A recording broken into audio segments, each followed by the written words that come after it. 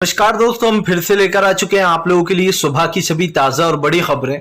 फटाफट अंदाज में एक एक कर बताएंगे आपको आज देश और दुनिया से क्या बड़ी खबरें निकलकर सामने आ रही हैं। लेकिन उससे पहले दोस्तों एक नजर डालेंगे सुर्खियों पर। प्रधानमंत्री नरेंद्र मोदी के ऊपर गरजी ममता बनर्जी, बोले लोगों के बयान को घुमा फिरा कर बताती है भारतीय जनता पार्टी। दरअसल आपको बता दें टीएमसी के एक नेता के बयान पर घमासान मचा हुआ है।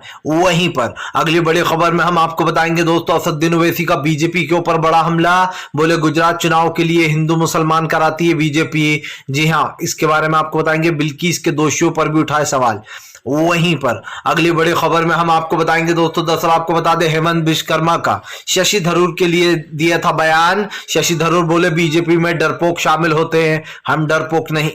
वहीं पर अगली बड़ी खबर में हम आपको बताएंगे मुकेश साहनी का बड़ा बयान, बोले फिलहाल जेडीयू से पूछकर नहीं उतारेंगे प्रत्याशी। जी हां, इसके बारे में आपको बताएंगे। दरअसल कुड़ी में उपचुनाव होने वाला है, उस सीट की बात चल रही है यहां पर। वहीं पर अखिलेश बनेंगे क्या पीएम, फारूक अब्दुल्ला ने दिया बड़ा बयान, बोले फिलहाल बैठक में ही कुछ तय हो सकता है। इसके बारे में आपको बताएंगे। वहीं पर अगली बड़ी खबर में हम आपको बताएंगे दोस्तों राहुल गांधी का केंद्र सरकार पर बड़ा हमला, बोले जब 60 रुपए लीटर पेट्रोल था तो पीएम मोदी चिल्लाते थे कि 60 रुपए लीटर पेट्रोल होगा, लेकिन आज 106 रुपए लीटर है और उसके बाद भी सरकार कुछ नहीं बोलती। वहीं पर अगली बड़ी खबर में हम आपको बताएंगे दोस्तों कश्मीर में फिर से एक बार टारगेट किलिंग की कोशिश। जी हां, आपको बता दें 2 प्रवासी मजदूरों को जम्मू और कश्मीर में गोलियां मारी गई हैं। इसके बारे में आपको बताएंगे। फिर घिर गई मोदी सरकार।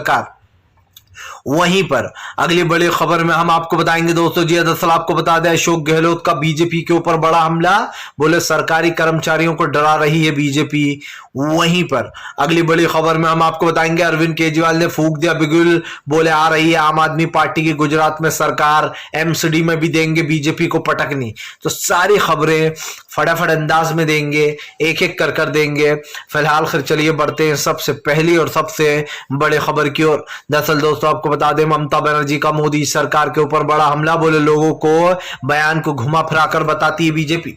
दरअसल आपको बता दें टीएमसी के एक नेता ममता बनर्जी के मंत्री अखिल गिरी के ऊपर बीजेपी आरोप लगा रही है कि उन्होंने विवादित बयान दिया है। जबकि आपको बता दें टीएमसी के नेता का यह कहना है कि उन्होंने किसी का भी नाम इस बयान में नहीं लिया है।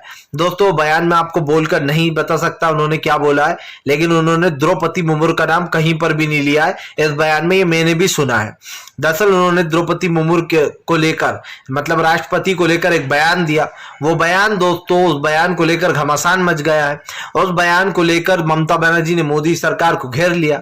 दीदी ने कहा कि फिलहाल बंगाल में गुजरात में बीजेपी ने बिल्किस बानो के दोषियों को छोड़ दिया, रेपिस्टों को छोड़ा जा रहा है, हत्यारों को छोड़ा जा रहा है, और उसके बाद भी बीजेपी हमारे यानी कि यहाँ पर आके बंगाल में हमारे लोगों पर इल्जाम लगाती है, घेरती है। हालांकि ममता बनर्जी ने अखिल गिरी के इस बयान से किनारा किया है, लेकिन दोस्तों ये सवाल उठाया अखिल गिरी ने कि बीजेपी ने गुजरात में बिल्किस बानो के दोषियों को छोड़ा, बीजेपी दोस्तों राजीव गांधी के हत्यारों को छुड़वा रही है। आखिरकार चल क्या, राजीव गांधी के जो 4 हत्यारे थे उनको रिलीज करवाया जा रहा है। जो बिल्किस बानो थी उनके 11 आरोपी जिन्होंने न सिर्फ दोस्त 4 लोगों की 7 लोगों की हत्या कर दी थी, बल्कि दोस्तों बिल्किस बानो के साथ भी दुष्कर्म किया था, और उसके बाद भी इन लोगों को आराम से छोड़ दिया गया बाहर। अब अखिल गिरी ने साफ कहा कि बीजेपी मेरे बयान को तोड़ मरोड़ के बता रही है और मैंने ऐसा कोई बयान नहीं दिया है। उन्होंने कहा कि मैंने ये बयान जरूर दिया है, लेकिन मैंने किसी का नाम नहीं लिया। बीजेपी जानबूझकर राष्ट्रपति द्रौपदी मुर्मू का नाम इसमें ऐड कर रही है ताकि वो हमें घेर पाए। जाहिर सी बात है दोस्तों कि अगर कोई इस तरीके का बयान देता है तो उस पर अब सवाल उठना तो लाजमी है, सवाल तो उठेगा कहीं ना कहीं, लेकिन कहीं ना कहीं अगर जब किसी का नाम ही नहीं लिया है तो आप कैसे कह सकते हो। तो इस चीज पर जो है कहीं ना कहीं बीजेपी और टीएमसी आमने सामने आ गई है, जहां पर टीएमसी ने साफ बीजेपी के ऊपर ही आरोप लगा दिए हैं कि गुजरात में बीजेपी ने अभी हाल ही में जो किया है दोस्तों वो सबके सामने ही है। चलिए बढ़ते हैं एक और अगली बिग ब्रेकिंग की तरफ। बता दोस्तों अगली जो बड़ी खबर निकल कर आ रही है आपको बता दें शशि थरूर का, जी हां, हेमंत विश्वकर्मा के ऊपर फूटा गुस्सा, बोले फिलहाल डरपोक आते हैं बीजेपी में, हम डरपोक नहीं। दरअसल दोस्तों आपको बता दें इन दिनों जो है यहाँ पर हेमंत विश्वकर्मा आए दिन ही विवादित बयान देते हैं, कभी मुस्लिमों को लेकर तो कभी जो है यहाँ पर कांग्रेस पार्टी को लेकर तो कभी राहुल गांधी को लेकर। अब असम के असम के सीएम हेमंत विश्वकर्मा ने फिर से एक बार विवादित बयान दे दिया है। विवादित तो नहीं बोला जाएगा, लेकिन हाँ शशि थरूर के खिलाफ जरूर बयान दे दिया।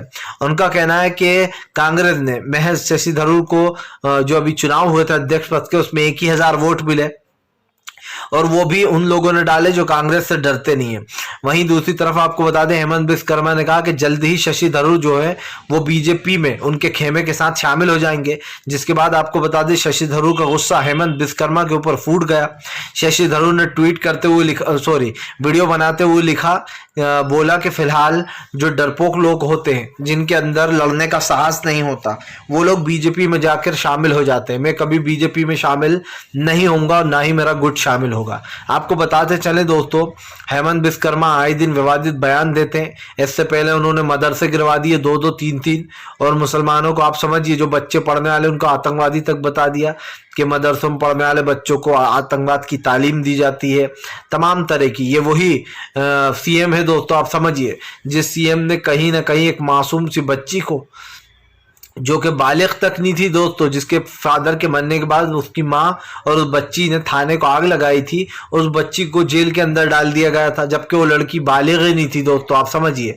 भाई को भी डाला गया था उसके छोटे, तो दोनों बच्चे बालिग नहीं थे, उसके बावजूद भी उनको जेल में रखना, ये है हेमंत विश्वकर्मा का असली चेहरा। राहुल गांधी के बारे में भी इन्होंने कई बार बोला कि राहुल गांधी को पाकिस्तान चले जाना चाहिए। अरे भाई, पाकिस्तान जाना ही है तो आप जाइए, राहुल गांधी क्यों जाएंगे, सबसे बड़ी बात दोस्तों। लेकिन बीजेपी के नेताओं के बयान का दोस्तों कुछ नहीं किया जा सकता, क्योंकि इन लोगों के बयान ना आप समझ पाते हैं ना मैं समझ पाऊंगा। और यकीन मानिए, बीजेपी जिस तरीके के कारनामे करती है, जिस तरीके की चीजें बोलती है, वो आपकी और मेरी समझ से बाहर है। हालांकि अब शशि थरूर ने मुंहतोड़ जवाब दे दिया है कि वो कभी भी कांग्रेस छोड़कर बीजेपी में नहीं जाएंगे, क्योंकि बीजेपी में डरपोक लोग जाते हैं, और ये बात शशि थरूर ने बिल्कुल सही बोली है। चलिए बढ़ते हैं एक और अगली बिग ब्रेकिंग की तरफ। बता दोस्तों, अगली जो बड़ी खबर निकल कर आ रही है आपको बताते चले दोस्तों, अखिलेश यादव बनेंगे पीएम। क्या अखिलेश यादव को फारूक अब्दुल्ला बना सकते हैं पीएम? दरअसल आपको बता दें, अखिलेश यादव को पीएम बनाने के सवाल पर फारूक अब्दुल्ला ने किनारा कर लिया। आपको बता दें, फारूक अब्दुल्ला, जैसे कि मैंने आपको बताया था कि अखिलेश के घर उनसे मिलने पहुंचे थे, लेकिन अब फारूक अब्दुल्ला का एक बड़ा बयान निकल कर सामने आया है। उनका कहना है कि हम किसी भी सियासत या किसी थर्ड फ्रंट के लिए नहीं गए थे, और ना ही अखिलेश को पीएम का चेहरा चुना जा रहा है। आपको बताते चले, हालांकि फारूक अब्दुल्ला ने यह जरूर कहा कि जब मीटिंग होगी, मीटिंग में सब बैठेंगे, उसमें यह बड़ा फैसला लिया जाएगा।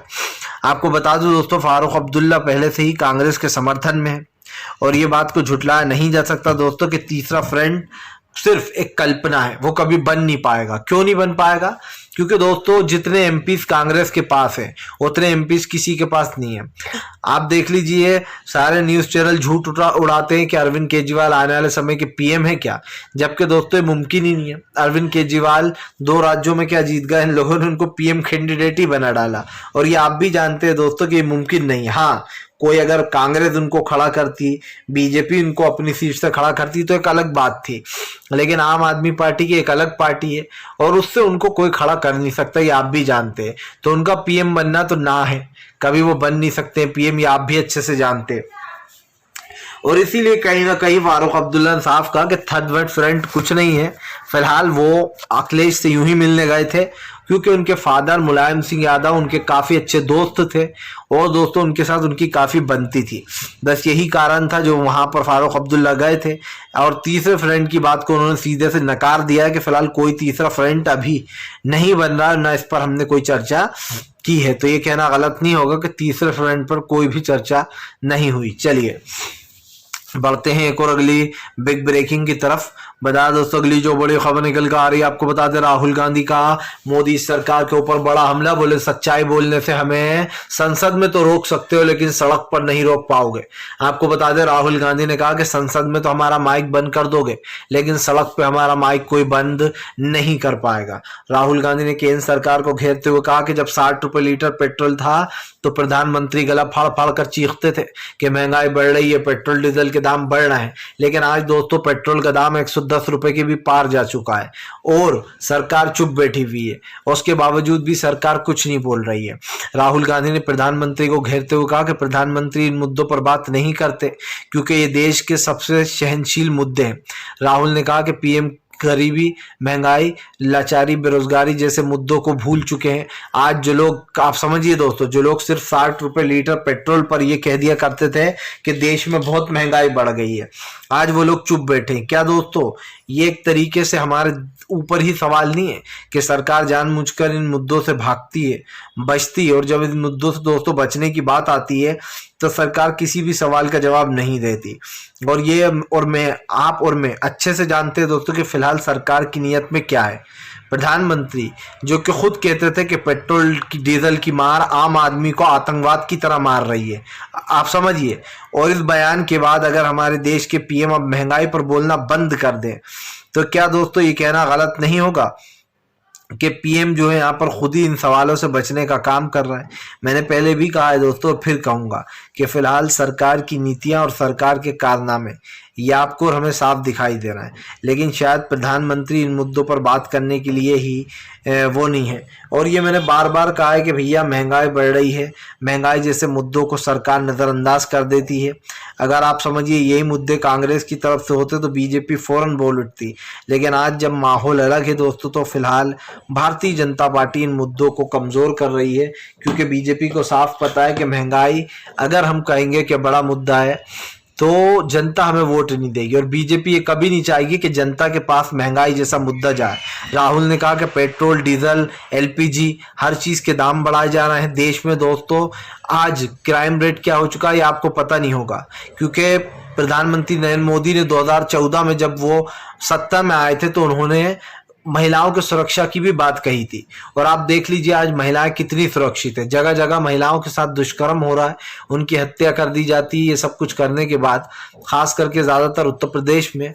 लेकिन तब भी दोस्तों वहां पर भी बीजेपी की सरकार है, डबल इंजन सरकार चल रही है, केंद्र में भी बीजेपी और राज्यों में भी बीजेपी, उसके बावजूद भी सेफ्टी का कोई भी अता पता नहीं। और ये मैं और आप अच्छे से जानते हैं कि इसका अंजाम क्या है। चलिए बढ़ते हैं एक और अगली बिग ब्रेकिंग की तरफ। बता दोस्तों अगली जो बड़ी खबर निकल कर आ रही है, केजरीवाल का बीजेपी के ऊपर बड़ा हमला, बोले फिलहाल दिल्ली में भी हराएंगे, गुजरात में भी आएगी इस बार आम आदमी पार्टी की सरकार। दरअसल आपको बता दें अरविंद केजरीवाल ने ऐलान कर दिया है कि बीजेपी गुजरात से बहुत जल्द जा रही है और आम आदमी पार्टी की सरकार आ रही है। आपको बताते चले दोस्तों गुजरात में जमकर हंगामे हो रहा है, एक तरफ कांग्रेस है तो दूसरी तरफ बीजेपी और आप है, लेकिन आपको बता दें बीजेपी और आप से लोग नाराज चल रहे हैं।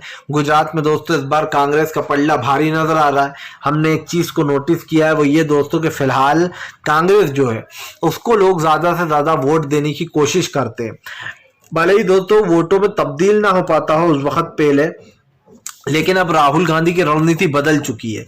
इस बार कांग्रेस ने एक नए तरीके से प्रचार किया, नए तरीके से चुनावी रण में उतरे।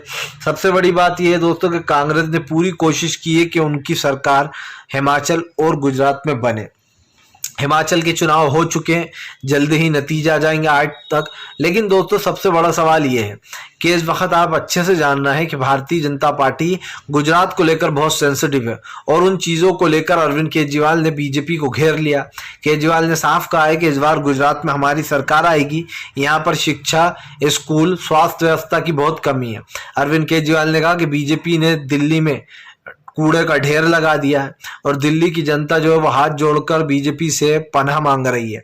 बेसिकली कहा जाए तो दोस्तों बीजेपी को सत्ता से बाहर निकालना चाह रही है। आपको पता हो कि दिल्ली में केजरीवाल की सरकार तो है, लेकिन एमसीडी नगर निगम में जो है वो बीजेपी है, और इसीलिए केजरीवाल चाहते हैं कि फिलहाल नगर निगम में बीजेपी का सूपड़ा साफ हो जाए। अब देखना ये है दोस्तों कि गुजरात और दिल्ली के घमासान में केजरीवाल क्या क्या करते हैं, या तो वो दिल्ली जीतेंगे या फिर वो गुजरात जीतेंगे। हालांकि हमने पहले भी कहा है दोस्तों कि गुजरात एक बड़ा मुद्दा है, इस वक्त सेंसिटिव मुद्दा बन चुका है सारे विपक्ष पार्टियों के लिए। चलिए बढ़ते हैं एक और अगली बिग ब्रेकिंग की तरफ। बता दोस्तों अगली जो बड़ी खबर निकल कर आ रही है, आपको बता दें मुकेश साहनी का बीजेपी के ऊपर जेडीयू के ऊपर हमला, बोले जेडीयू से पूछकर नहीं उतारेंगे हम प्रत्याशी। दरअसल आपको बता दें दोस्तों कि अब मुकेश साहनी जिनके 3 विधायक बीजेपी ने अपने पाले में कर लिए थे, पहले ये बहुत उचक रहे थे, लेकिन जब इनके 3 विधायक लूट लिए गए बीजेपी द्वारा तो ये अचानक से तेजस्वी के सपोर्ट में आ गया कि बीजेपी के साथ अच्छा हुआ, उसको सजा मिली। अब आपको बता दें मुकेश साहनी जो है दोस्तों वीआईपी से, इन वीआईपी पार्टी से अब वो अपना जो प्रत्याशी है उपचुनाव में वो उतारने वाले हैं। आपको बता दें कि अपने प्रत्याशी को जल्द ही पटना से वो अपने प्रत्याशी का नाम जो है यहाँ पर घोषित करेंगे। इसी के साथ साथ डोंडा से प्रत्याशी उतारने के लिए जो है मुकेश साहनी ने बात कही है। उन्होंने ये भी कहा कि फिलहाल हम जिसे चाहेंगे उसे अपना प्रत्याशी उतारेंगे, हमें जेडीयू से पूछने की जरूरत थोड़ी ना, हम जेडीयू से क्यों पूछेंगे कि हमें किसको उतारना है। आपको बता दें मुकेश साहनी ने कहा कि फिलहाल इस वक्त बिहार में सब कुछ ठीक चल रहा है, लेकिन जो है यहाँ पर उनकी सरकार, उनके जो जितने भी विधायक बीजेपी ने उड़ाए थे दोस्तों, दर्द तो एक बैठा ही है उनके दिल में। और कहीं ना कहीं मुकेश साहनी चाहते हैं कि उनके विधायक फिर से सत्ता में आए, जितने भी आए, क्योंकि अब उनके पास कुछ नहीं है, खाली हाथ है। ये आप भी जानते हैं कि तीनों विधायक को जो कि गठबंधन में शामिल थे बिहार में, उन 3 विधायक को बीजेपी ने अपने पाले में कर लिया था। और ऐसा का ऐसा ही खेल वो नीतीश के साथ भी करने वाले थे, लेकिन वहां पर कहीं ना कहीं बीजेपी के सामने नीतीश की आंखें खुल गई और नीतीश अच्छे से जाग गया कि बीजेपी चाहती क्या है। चलिए बढ़ते हैं एक और अगली बिग ब्रेकिंग की तरफ। बता दोस्तों अगली जो बड़ी खबर निकल कर आ रही है, आपको बताते चले दोस्तों, भारतीय जनता पार्टी के ऊपर जमकर गरजे अशोक गहलोत। बोले फिलहाल सरकारी कर्मचारियों को डरा रही बीजेपी, नौकरी से निकालने की देती है धमकी। आपको बताते चले दोस्तों, और इस बार एक बार फिर से अशोक गहलोत ने बीजेपी के ऊपर हमला बोल दिया। अशोक गहलोत ने बीजेपी के ऊपर गंभीर आरोप लगाते हुए कहा कि बीजेपी बड़ी ही चालाकी से उन लोगों को, आप समझिए दोस्तों, उन लोगों को सत्ता से निकालने की कोशिश कर रही है, उन कर्मचारियों को डरा रही है जो लोग सरकारी संस्था में काम करते हैं। अब दोस्तों क्या काम करते हैं आप अच्छे से जानते हैं कि बहुत सारे लोग सरकारी कर्मचारी हैं। ईडी, सीबीआई, एनआई पर उनका निशाना था। अशोक गहलोत ने बेसिकली बातों ही बातों में ये कह दिया कि बीजेपी का साथ जो लोग दे रहे हैं वो डर के मारे दे रहे हैं, क्योंकि दोस्तों जाहिर सी बात है उन लोगों को डर है कि उनकी नौकरी ना चली जाए, और इसलिए कहीं ना कहीं बीजेपी के ऊपर अशोक गहलोत हमलावर हो गए और उन्होंने साफ कह दिया कि फिलहाल ये सब कुछ जानबूझकर बीजेपी कर रही है, क्योंकि दोस्तों जाहिर सी बात है कि अगर आप किसी एक मुद्दे को पकड़ोगे, उन मुद्दों पर सरकार घिरेगी ही घिरेगी। और ये मुद्दे सबसे बड़े भी हैं, क्योंकि सब जानते हैं कि ईडी, सीबीआई, एनआई का दोस्तों बीजेपी किस तरीके दुरुपयोग कर रही है, और दुरुपयोग को लेकर कहीं ना कहीं भारतीय जनता पार्टी घिर भी चुकी है। इसलिए हमने पहले ही कहा है कि फिलहाल बीजेपी को लेकर कम से कम लोगों में ये एक चीज़ हो चुकी है कि किसी को भी वोट दो, लेकिन भाजपा की सरकार को मत देना, क्योंकि दोस्तों देश में क्या चल रहा है ये आप भी जानते हैं और मैं भी जानता हूँ, ये बात किसी से छुपी नहीं है।